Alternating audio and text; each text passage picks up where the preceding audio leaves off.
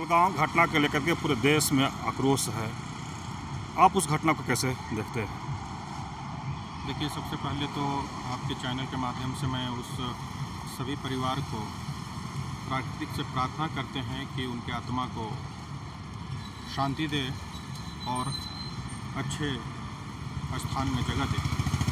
देखिए, ये हमें लगता है कि ये एक षड्यंत्र है, क्योंकि पिछले कुछ सालों की बात करेंगे तो जिस तरह से पुलवामा हमला बिहार चुनाव से ठीक पहले हुआ था, उस तरह फिर जैसे ही बिहार चुनाव सामने है और पहलगाम हमला किया जाता है।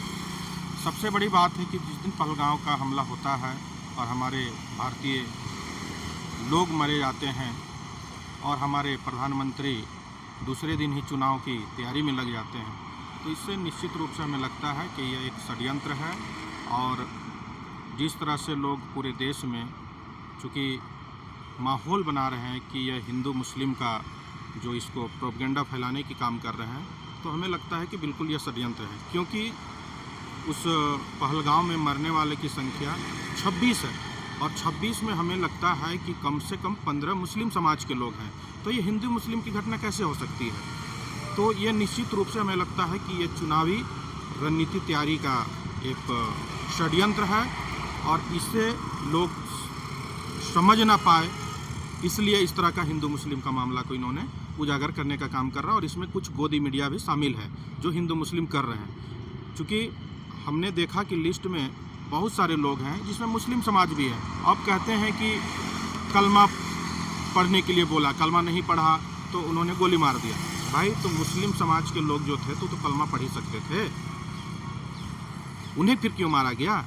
दूसरी चीज़ है कि उनको जो जान बचाए वो भी तो मुस्लिम थे। और सबसे बड़ी चीज़ है कि जिस रास्ते से आए हैं, करीब 300 मीटर दूरी है पाकिस्तान, 300 किलोमीटर दूर से आते हैं और 40 मीटर गोलियां चलाते हैं और फिर 300 किलोमीटर वापस चले जाते हैं। तो ये केंद्र सरकार के जो प्रशासन है, आपकी बॉर्डर की जो पुलिस है, इस पर सवाल खड़ा होती है। और हमें लगता है कि एक आप कोई भी चौक रांची का ही देख लीजिए, बिना हेलमेट का पार नहीं हो सकते हैं। एक चौक बिना हेलमेट का पार होकर दिखा दीजिए, तो उतनी बड़ी बड़ी हथियार लेकर। अब जी बीजेपी पर बड़ा आरोप लगा रहे हैं। आरोप मैं किसी पर लगाता नहीं। हमें बताइए कि किसके इशारा पर जो वहाँ सिक्योरिटी थी उसको हटाया गया, किसके इशारा से हटाया गया? आप इसे सीधे समझ लीजिए कि जो पुलवामा हमला करा सकते हैं चुनावी रणनीति को, चुनावी सत्ता हासिल करने के लिए, तो वो कुछ भी कर सकते हैं। और ये बात सत्यपाल मलिक जो पूर्व गवर्नर हैं, उन्होंने कह चुका है कि जो पुलवामा हमला करा सकते हैं कुछ भी करा सकते हैं। आप देख लीजिए ना, जिस तरह से पुलवामा हमला हुआ था उसके ठीक बिहार का चुनाव था, उसी समय पुलवामा हमला हुआ था। अब पहलगाम हमला हुआ है और ठीक बिहार का चुनाव है। लेकिन लोग कह रहे हैं कि मोदी जी कार्रवाई कर रहे हैं पाकिस्तान के ऊपर, कहीं पानी बंद करने की बात कहा जा रहा है और आप बोल रहे हैं कि षड्यंत्र कर रहे हैं। तो इतनी राफेल जो लाए हैं वो कब काम करेंगे? पानी बंद करने से होता है? हमको ये बता दीजिए, बिना डैम बांधे हुए एक दिन में पानी बंद कर दीजिएगा? तो बोल रहे हैं प्यासे सबको पाकिस्तान को। तो पाकिस्तान में पानी नहीं है क्या? या आप ये क्यों नहीं कह रहे हैं कि हमसे गलती हुई है, हमसे गलती हुई है, ये बोलिए। पानी बंद करके आप क्या दिखाना चाहते हैं?